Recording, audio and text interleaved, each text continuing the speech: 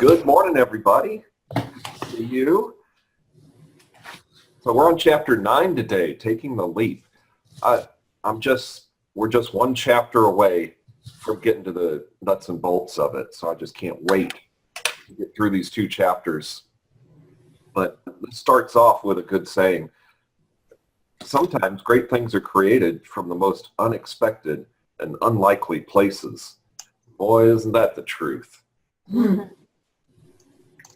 So the author's he laid out a little story for us here. And starting off with kind of the beginnings of Etsy. And at the time, one of the more popular items sold by a number of crafters on the site was jewelry made from Scrabble tiles.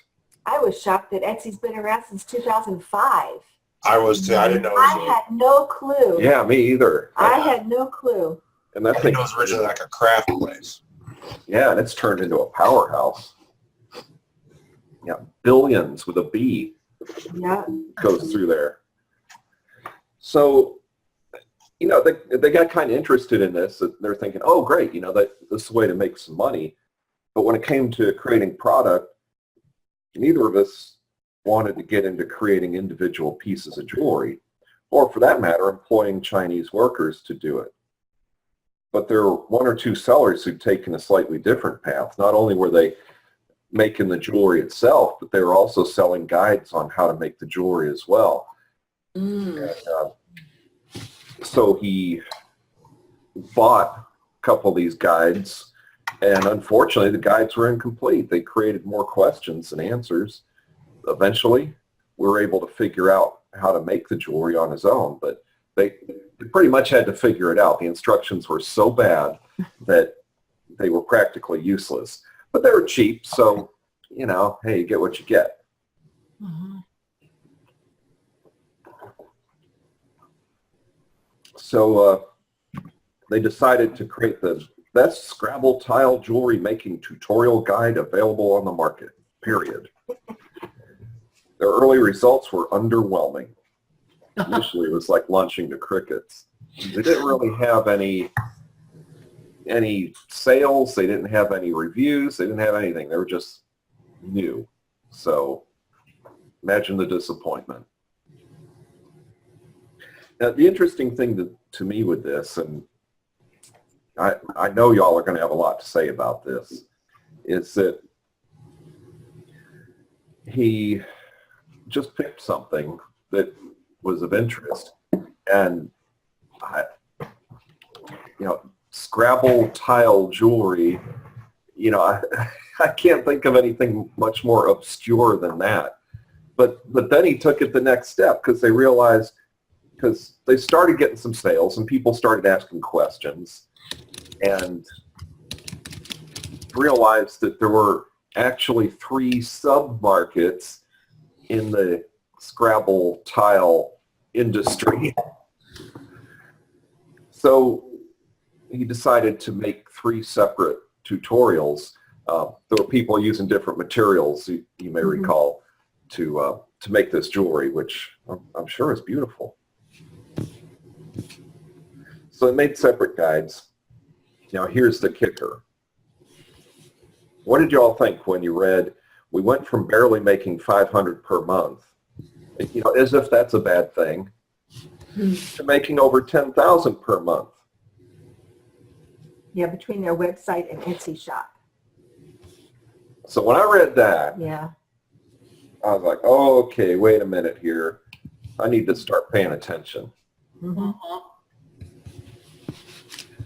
Did any of you think that with Scrabble tile jewelry tutorials, you could pull in $10,000 a month? I wouldn't have thought so, Chuck. No. If somebody told me, hey, I'm going to make Scrabble tile jewelry tutorials, that's going to be a great business. But I mean, I think it's very hard to underestimate the actual population base of the planet. Yeah. You know what I mean? Because I mean, it's what he's doing, $9 on that. So what, he had to sell that to 1,000 people out of what, 6 billion? Yeah. But don't you remember in the last chapter, he sold ebooks on how to care for guinea pigs, how to care for your pygmy goats, how to raise an alpaca farm, how to detect radon in your home. Mm-hmm. So they're all little niches, and he's not an expert in any of the fields, but they're all little niches. Yeah. Yeah. So we don't have to be experts in anything. No, you don't. And Because that's the thing. I think, I find myself saying to myself, well, I'm not an expert in that. So I guess it was maybe from the way I was raised that you don't, ethics comes into play, and you don't say you're an expert in something unless you are. Yeah. Like, staging. I had my staging certificate back, I don't know, back in 2006 or 7 or something like that. And it was a long time ago, and I lost it. I didn't find it again. And so Chuck and I went back and we went back and got new certifications for staging, and went back to school again for it, because it was good to take it again and learn it again and renew our home staging certificates and stuff. But then what would the word be? It qualified us, or Well, yeah, legitimized it. Yeah, that gives us some kind of authority Right. when we say something about staging. Right. That we can speak with some kind of an authority because we've got that certificate that says we've got some education in that area. You guys, what was the book that we read that talked about what it takes to be an expert? Remember, it was like how many hours? 10,000. 10,000 hours. Yeah. Yeah. But I mean, I love that when you said that, because if you're going to be an expert at it, it's a long-term Right. process. Yeah, it's a commitment. It is. And it was funny because yesterday we were on a listing appointment, and several times the prospect said to us, well, you're the experts. So it's very interesting to hear someone keep saying that. Mm-hmm. And But what is interesting is most people are not reading. Most people are watching television. What this guy is doing, when I went inside his, found out was he has tools to find out the best articles, and he's taking these tools and like rewriting. He's going like the Fiverr and all these other freelance sites, and he's having people rewrite best articles that was written in that niche. And as long as he presented it in a professional manner, You're breaking Bill. up, Abdullah. We're losing you. we're breaking up again. And we're losing you too. Are you on Wi-Fi? He's in the parking lot. Actually, He's standing in a parking lot in the dark yeah, the police are going to come. in Dallas. Looks suspicious. yeah, just trust me. We don't have to be expert. I know. Yeah, and that's the thing. I've really struggled with this myself as we've been reading through this book and some others about the whole ethical ramifications of it. But Mm-hmm. I'm starting to understand that he's not claiming that he's the guinea pig raising master. Right. Mm-mm. Which is the difference where you get from a lot of these paper gurus who actually do claim that they are experts. You only have to be so far ahead of someone to teach them something, and as long as you have value, I think you kind of clear the ethics bar. But when you're going out and preaching, Yep. Yeah, Yes. all he's doing is saying, look, I've got some instructions here on how to care for your guinea pigs. I do know the steps to this, and I'm going to teach this to you. And that's that. That's all he's doing. Yeah, we have friends that That's all he's doing. We have friends that have chickens right now, and I might write a book on how to care and raise chickens You now. might be a chicken raising master. Yeah, just from getting information from them on how they did it. Maybe I read an ebook. I mean, that's how crazy and that's simple, but You know what I'm saying? It's just these Yeah. things have just I mean, you sparked- could do a $10,000 a month. yeah, Yeah. pay for our health insurance, which is going to go up Yeah. 75%. Hey, we pay $1,100 a month now. It's going to go up 75%. Yeah, that's know. great. That's great. We'll be living in tents by the time this is over. Then you can write something in it. A lot of time to write. What? A lot of time. It will give you a lot of time Yeah. to write. We're going to have the only tent with high-speed internet.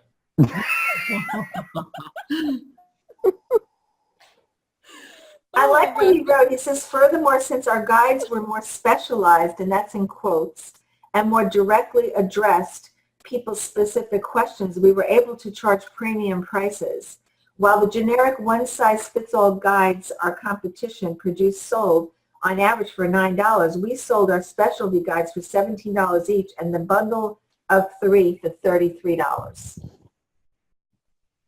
So, Yeah, and I think the key here, and I've been kind of coming to grips with this on my own, and I'd love to know how y'all feel about this, but it's that he set out to make the best tutorial available. So I mean, there is value here. He didn't just throw something together and put it on the internet to make a buck. He actually put effort into it, Right. so that it had value.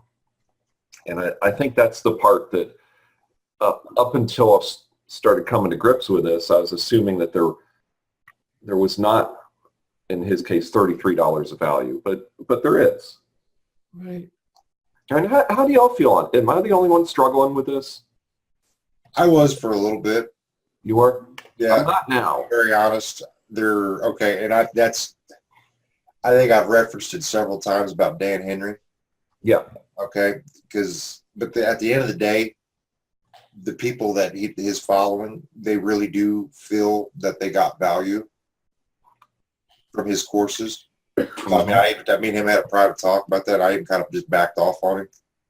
You know what I mean? It's because it wasn't really his content and stuff, and that's what I told him. It's like, I can't really see to that. It's your attitude. You know what I mean? It's like, because there's a lot of people that's kind of been in the game and stuff like that, but his following, they really do feel they had value. So even if it is regurgitated, he's putting his own personal spin on it, his own personal experiences on there. Mm-hmm. And the people, they feel that at the end of the day, it's your client base is really all that matters.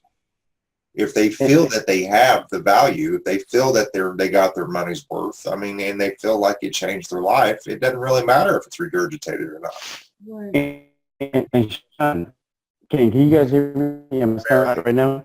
Barely. no. Nope. Need to find a new parking lot. Oh, now it's worse. Yeah. They don't see that. Can you like open the camera so I can say hi? Oh, man. You need to go to Verizon, brother. Man, it's unfortunate because I really want to hear what you have to say, Abdul. In fact, Cheryl just got up and left. He's like, I'm out. I'll be right back. Yeah, I had enough of this. Dana's gone. Roddick's gone. Where is everybody? Hey, you We know what? are, I'm still here. I'm still here. I'm just we are loud. still here. It's a ghost. We are ghosts. It's Halloween. Well, I'll talk because I have something to say, as usual. Yeah. No way.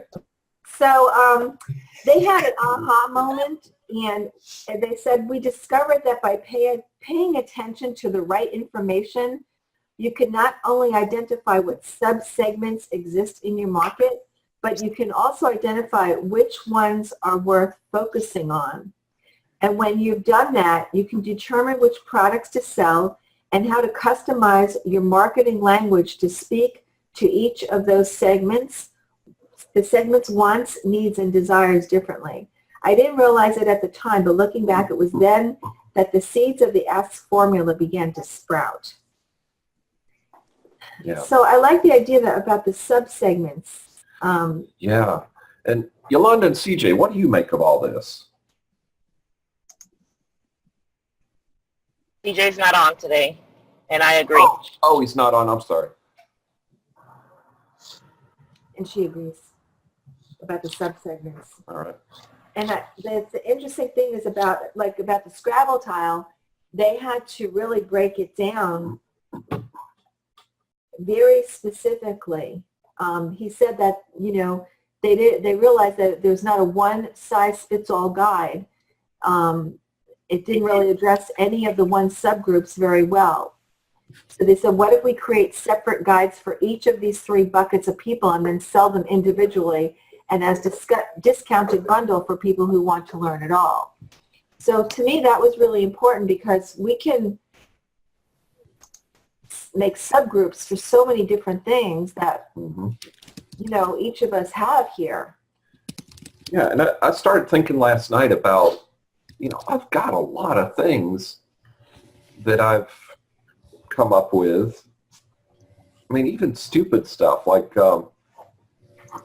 I don't know if probably nobody except me has ever seen one of these, but if you go to a drawing class, there's what's called a drawing horse, and it's like a bench that you straddle, and it's got a thing where you can lean your drawing board up on it.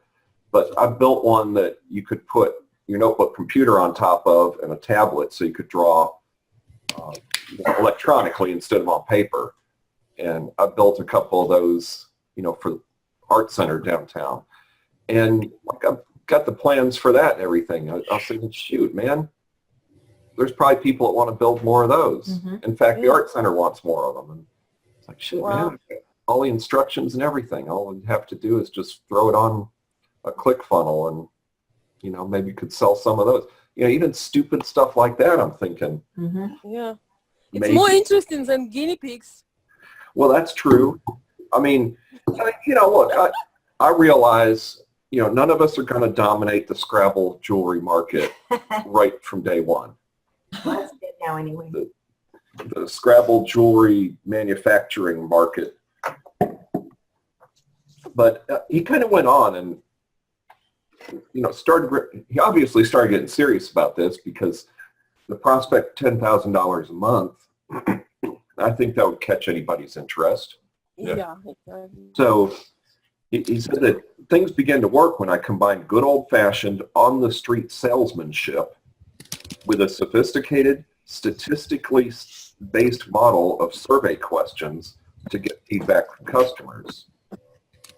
And he went on, you know, if you only use the door-to-door salesman part of it, you've got what he called a huckster model, which I kind of liked that term. Yeah, I didn't understand that. What does that mean? Like, Yeah, good question. All you're doing is just Going like, door to door? well, no, but Oh, using that technique where, hey, I got something I want to sell you. Hey, you know, and they go to the next person. Oh. Hey, I got something I want to sell you. But instead, you know, but if you only have the research side of it, then you're not connecting with people either. okay. So he said, you know, you've got to get more information from your customers and from others so that you know what they want, so that you have something of value to sell them. And if you put that together with salesmanship skills, that's where things start to come together. And I was thinking, wait, I have salesmanship skills. Yep.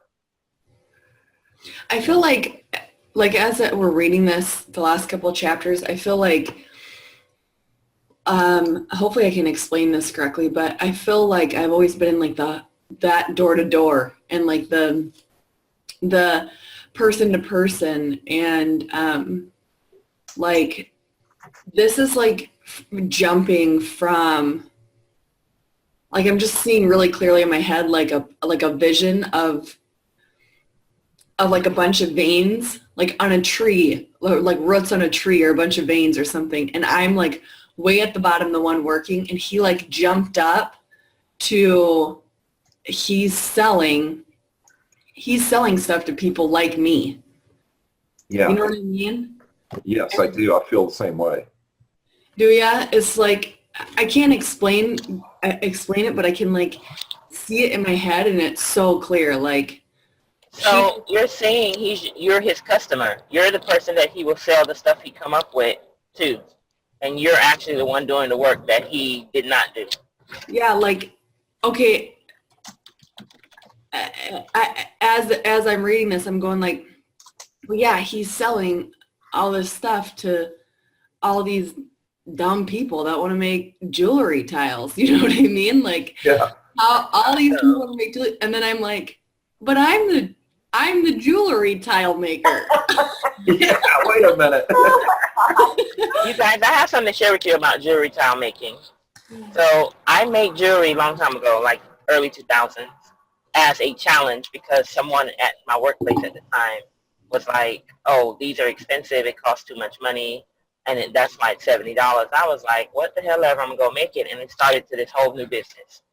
I came up with, you pick it, I design it, and I would have home shows where my girlfriend would invite their girlfriends, and they'll pick out the beads they want on their stuff, and I'll make it. My first home show, I made $3,300, where they came in. Wow. Wait a minute. Hold on. This is what I want you to hear. Here's the stunning part. There were only 11 women. What? Jeez, They picked out their beads and their fascinators and all of those things, and I strung them right in front of them, kind of thing. And they walked out the door with the exact thing custom piece that they're looking for. And I made $3,300, and I was like, oh my God. And I, was excited, and then it became a business, and I was not interested anymore. I used to make it for relaxation. I used to make it for me time. I used to make it for all these different, get my creative juices flowing and all of that stuff.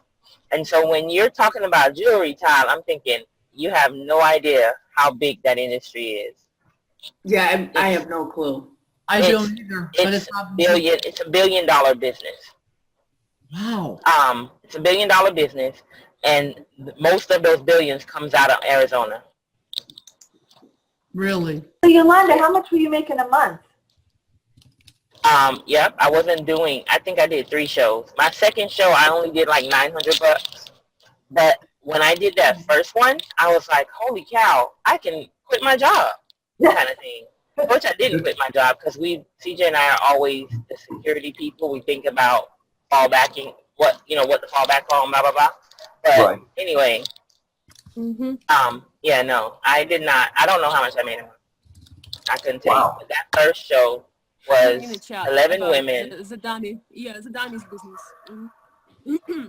Yeah, I think it's brilliant. It doesn't make any sense at first, but then you realize they just make a research, get the product together, like the dummies business. Can you imagine that being such a high profit thing, because there are a lot of dummies. I know. Yeah. All those dummy books. I think we have some. Did you guys know? I would never know that this is how it works. It has the same system where they research and then get it together. It's so brilliant.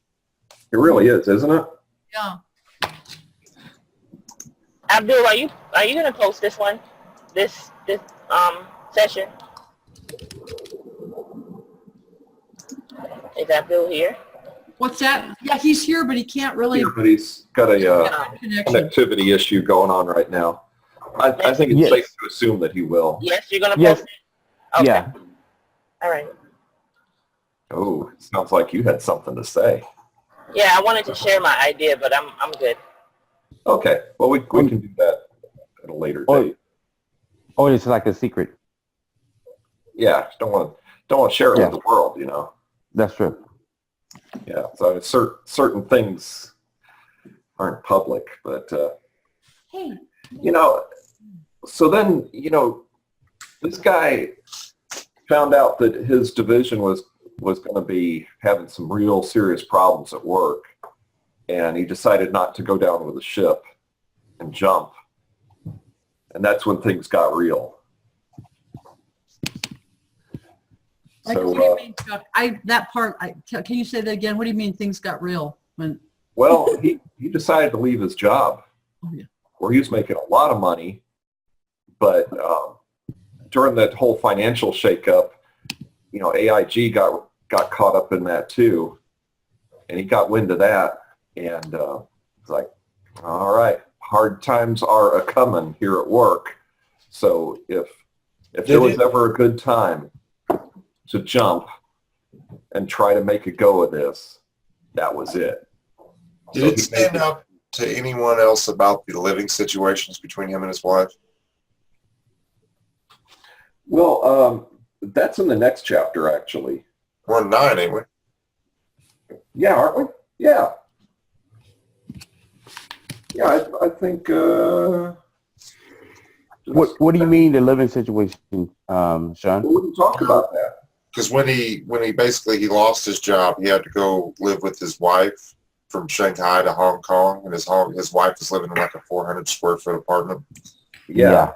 So he said he was used to living in kind of a lavish lifestyle, but his wife was living in kind of like an efficiency apartment.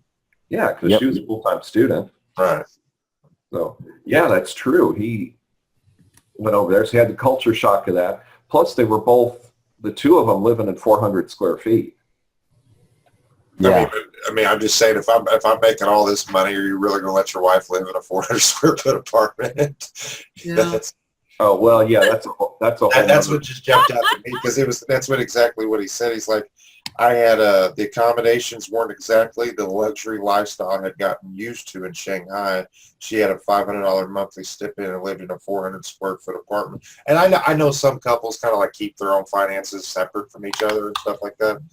I don't know. That just really struck out to me. It did to me too, because I was thinking, wait a minute, how is she over there struggling and you've got life of luxury? Right. Well, because if it'd been me, I probably would have took the efficiency apartment and gave my wife the better one. But Right. Wasn't she working on her PhD? Wasn't she over there working? Yeah, she was. Yeah. And I'm sure the reality is she's like, hey, look, I want to do it this way, save some money. Right. It just might be what she wanted. That really jumped out to me. Yeah. What guy lets his wife have the short end of the stick? Right? Abdul, what were you saying? Oh man, we lost him. Man, Dallas, man, they got no internet in Dallas, evidently. This Dallas thing Yourself, is don't move to Dallas. yeah. Countless sticks out there. Well, cheapskates are everywhere, guys. So. Can you hear me? Well, Abdul was on that Cheapskate show. Can you hear me? Barely. I can hear you, T-Pain. Go ahead. Okay. Abdul, you must be Is that bad? dying to say something. Oh my gosh, I'm dying. He's still Is it that bad? It's still bad? Yeah, go ahead. Talk fast. Oh, 1 second. You guys. No, we can hear you now. Hurry up. Okay. So what I'm saying is that during this whole process, they're saying, did I lose you lose me again? Yeah. Just keep talking. We'll Yeah, figure it just out. keep talking. Keep talking. You got it. Keep going. Abdul, you can type your thought in the chat so we can all see it. Yeah. Yeah, but yeah, cheapskates, guys. Don't be cheapskate because Yeah, so Because if you there might was have to ever go. a time to make fun of Abdul and say things about him, this would be it. Can't respond. no, but I was just saying it's nice to have a backup plan. So if that apartment wouldn't be so bad, you would have a better time, I guess. Yeah. Yeah, and then in the next chapter, he's going to talk about how, his wife finished up. She got a job. They moved to Texas, which evidently is where Abdul is, and there's no internet. So anyway, and her first job in her chosen field, it's not a high paying gig, but it's a great start and it's what she wanted to do. So, the modest living continued in Texas, but that was important because, hey, they're living off of this business now. Mm-hmm. Well, they had the goal. The guinea pig Scrabble tile empire hasn't really grown yet. Modest in Texas is luxury in Florida, though. So. Mm-hmm. True. Is it really? But it kind of makes them a team, people that maybe were going for some sacrifices, but they were kind of had a goal together. And I think it wasn't as maybe as bad as the regular people would take it. I think they were building things and going towards something together. I think it makes sense. It does, and there's a certain charm to struggling. Yeah. I agree. When you look back, it's like, I wow. agree with that. It kind of makes them a team also, like a Yes. team effort, understanding, yeah. I agree with that. And also, he kind of alludes to the fact of how he, kind of, when he left his job, he was starting over at zero. Mm-hmm. He went from being at the top to starting off at the bottom again. And, that kind of resonated with me because there is a certain charm to doing that too. I know, crazy as it sounds, when I changed careers, I really looked forward to starting off at the bottom again. Yeah. Mm-hmm. And, being the new guy that doesn't know anything and learning it. Mm-hmm. Wow. It's That's Strange for you though. it Because was you had just come it was off a of culture being, shock. Yeah. You had just come off of being Tampa Bay's I was photographer of the year. Yeah, I was photographer of the year, wow. and then I was the new guy in the office that didn't know shit. Yeah. But it's what a great experience. Mm-hmm. I mean, I would do it again in a second. Wow. That Like, how long have you been a realtor? Almost 3 years now. Gotcha. But, I did kind of the same strategy as the author where it was just total immersion. Yeah. Didn't take any more photography jobs, just quit it altogether. Wow. All I was doing was doing my best to master the art and craft of selling houses. Mm-hmm. Have you guys seen Chuck work? Chuck's photography. Chuck, you should share in the chat. Everybody should see your photography. No, seriously, because when I saw it, I was thinking, I was like, my jaw dropped, and I was thinking that is some pictures from magazines or something. I was just blown away. Yeah, I think you're phenomenal. You got phenomenal work. I was very surprised that like you guys, as far as like trying to build a revenue stream, you guys aren't putting up stock for Adobe and stuff like that. Well, believe it or not, there's really no money in that. My buddy makes like $1,400 a month off that. What? Yeah. Really? Mm-hmm. Man, He's got Chuck, what you just said maybe I'm wrong. contradicts. Yeah. Yeah, I hear you. he's got over like 2,000 submissions on there though. Yeah, they would say there is no money in guinea pig business. Yeah. Well, yeah, you got me there, Veronica. What does your friend make money in, Sean? He just takes for like 4K video and still like photography shots. Like when you go on like Adobe stock or Big Photo or stuff like that, you actually buy like the photo. He's one of the people that supplies it to him and leases it to him for the price. And he gets a commission off of each one of them. Yeah, they don't pay much. They want to give you like 25 cents a photo. Oh. That's Getty images anyway. Yeah. Well, anyway, yeah, and it's, of course, I'm always quick to say like, there's no money in that. Right. Stay off my yard. Yep. So that's the chapter, people. And the next one is where the next chapter, which is the last chapter of the storytelling part of the book, Yeah, that's right. Mm-hmm. talks about, all right, it just got real. This is it. Mm-hmm. I'm earning a living off of this. It's do or die. Are we doing the chapter tomorrow? We have a guest tomorrow. We have a guest. Yeah. Yeah. That's exciting. I'm really looking forward to hearing him. I won't be in my robe. Yeah. And I'll have my hair done. Yeah. And this is going to work out perfectly because we have a guest tomorrow. We're going to finish up chapter 10 on Friday, Yeah. which means on Monday we start part 2 of the book, Yep. which is more the nuts and bolts. Gotcha. We're going to Yeah. kind of break out of storytelling mode and get down into learning. Who's the speaker tomorrow? You are.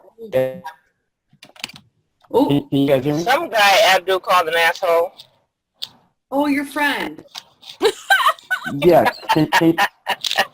Can you guys hear me? Yes. Yeah. Okay, Is he so we single? Do guess I need to like tomorrow. do my hair tomorrow and put makeup on or no? I would. I would. Well, actually, he's a very successful commercial It's a real commercial. estate. Yeah, and actually, he this chapter talks about him because what Sean said about Dan Kennedy, he was reaching out to a audience that really didn't know much about Facebook ads. That's how we actually started that. Okay. Abdul, I watched one of his live videos yesterday after you shared him in the group, and oh my gosh, I hope to God that he don't talk like he was talking on his video. I was like, wait a minute, what's he saying? Rewind, because his accent was so heavy to me. Dan Henry? What'd you say? Put lipstick. Who? Dan Henry? Who's actually so heavy? The guy you posted in the chat. The guy you posted in the messenger. Oh, I'm trying to think what guy posted in the messenger. The one for tomorrow. Oh, I didn't post his video in the messenger. No, she you posted his not. link. I went to his Facebook page when you posted his link. Oh, I see what you're saying. No, I got you. Now I got Where you. is he from, Yolanda, that he has a heavy accent? I think it's Texas. Oh. Oh, yeah, that kind of I accent. think Yeah. it's Texas. Oh, come on. Okay, great. But he was outside. He was outside in front of one of his shopping plazas, showing and talking about how he turned 700,000 into 14 million, and it was. I had to rewind a lot. Wow. For me, I'm just saying, me personally. Because of the southern accent. That is so funny. Well, that's okay. I'll understand him perfectly then. It seemed very fast, and so I needed to make sure what some words were. Oh, I see what you're saying. Give some folks a chance to get on. I know it's right at lunchtime, so a lot of folks are probably having lunch and probably not paying attention to my videos right now. I totally get that. That's the exact. He does talk fast. Yeah. I'll understand every word he says. That's the exact one, Sean. I Or know. whoever played it. Right. What's his name? Scott Lumley. Scott Bradley? Lumley, Lumley. Lumley? Okay. Scott Lumley. Okay. Well, that's good. Well, tomorrow we'll say howdy to him. Howdy. Howdy, Scott. How, Scott? How y'all doing out there? Where my camera at? Oh, Abdul, that's perfect. Well, I'm from the South, so I definitely understand that language. I say tomorrow we let Abdul do the talking. Yeah. Absolutely. I'll have better internet tomorrow. You gonna be back at We home hope tomorrow, so. Abdul? Back halfway. Okay. Oh, so you driving? He's driving. Oh, okay, that's cool. Yeah. No, that's nice. Nothing like a nice road trip. How did your marketing experience go with those people? I'll tell you tomorrow because I don't know if this thing will break up. It's kind of a long story, but I'll tell you tomorrow. Okay, good. Great. Looking forward to Yeah. All hearing. right, so maybe after we have Scott on, we can talk. Yeah. Yeah. That'd be nice. All right. So who's ready to Yeah. get it hard today? I'm ready to hit it hard. Like, Me. ready to get it All right. down. On my coffee page, I posted a link about how you've been making coffee wrong your whole life. Yeah. It was a Oh. very interesting read. I know there's some people in the group that don't drink coffee. I'm probably going to try to post it in the thing. I want you to see how these people took a simple brew and stir and turned it around. Yolanda, you should be making $10,000 a month on that. That's right. Why'd you call What the hell? Take it off of there. That's not it. It's not my article. It don't belong to me. Get, And even get off even if I rewrite it, listen, even if I rewrite it, I have the ability to rewrite it because as I was reading it, a lot of other stuff jumped out at me. Good. Dana, is that coffee or tea? Coffee. Well, you made it Yeah. wrong. You made it wrong. He knows it I already. made it wrong. According to the article on MSN yesterday, you made it wrong. Probably. I'm Y'all okay better with get off that. all that I'm good at caffeine though, everything lady. else. I make my coffee that the spoon can stand up in it. There's Wow. also there's also another article, and Abdul, I'm so glad we're reading this book. Whoever picked it, thank you. There's also another article from the day before that talks about the $55 cup of espresso Ooh. Wow. that people are lining up to pay for in California. Really? California's crazy. Yeah, they're insane. $55 cup. Yeah. Think about it, the size of an espresso shot. Yep. Yep. Hmm. Yep. We'll be in San Diego in March. It'll be a interesting. 4 ounces. 4 ounces of coffee. Sometimes 2 if you only get 1 shot. And it's $55. Wow. Has Yeah. anybody seen the movie Bucket List? Oh yeah. I finally watched it probably about a month ago. I thought that was phenomenal. I think I said so. I'm not that guy. I wouldn't be lucky enough to be roommates with the richest guy in the world. I'd be because that was like the foundation of that entire movie. He happened to get lucky and just like got partnered with this billionaire. You know? Yeah, who drinks this coffee that's digested? Yeah, you got to see it. Oh my. Bucket, If you haven't seen it, it's a List? funny show. Yeah, Jack Nicholson, Oh. Morgan Freeman. It was a really good movie. yeah. I'm gonna check it out. All right. I saw bits and pieces. There's coffee. There's some coffee. Right, someone suggested I watch it before, and I kept falling asleep. So now I got to go watch it for real. Yolanda, you like me with movies. All right, let's move on. All right. Well, I got this one house that needs to be sold, so we're gonna work Go on it. sell it. Yeah, we're- Come Yeah. to, Let's work on what we got to work on today, plus a little bit on guinea pigs. come tomorrow with you guys questions about commercial real estate. And guinea pigs. No Hey guinea guys, pigs. I'm old and retired, so you need to get off my lawn. You old and retired? Okay. Ruslan, what do you know about guinea pigs? I know absolutely nothing. Bye, guys. Have a good day. All See you right. later. Bye. Great day. Have a good day, everybody. Bye, Ruslan. Bye. Bye. Take care, guys. See you later. Hey, have a great day, everybody. Have a good one. Take care.